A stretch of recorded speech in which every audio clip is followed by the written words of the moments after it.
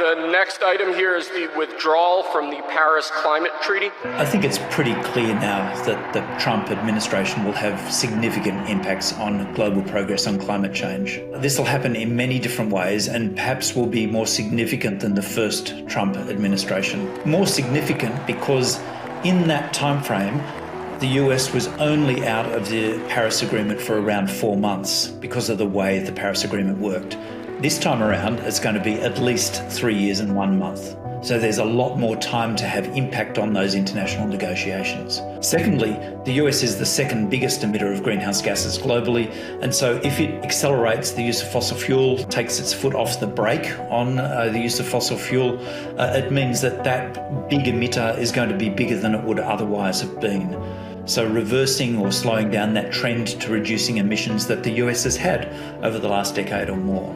It's also going to send a green light to countries and others who are wavering about climate action, thinking maybe it's too expensive or too difficult, and so they'd prefer not do it. And this clearly sends a green light to those people and those countries. It also is going to impact on investment. So the previous Biden administration's massive investment in terms of green technology has the potential to be pulled back. And that's investment in green tech that could go globally to reduce those greenhouse gas emissions, but still provide the services that we want. And lastly, of course, there's a science underpinning that is under threat right now. Threats to NOAA, to their weather service, to NASA and other science institutions could significantly reduce the global capability to deal with climate change.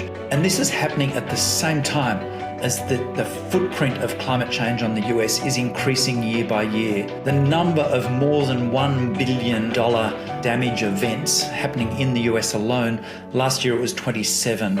So it's happening almost every fortnight. There's $1 billion, often weather-related damage event happening in the US. That has a huge impact on the people, on the economy, and on the politics of the place. We need science as a one way of dealing with those events, getting good weather forecasts, being prepared more effectively.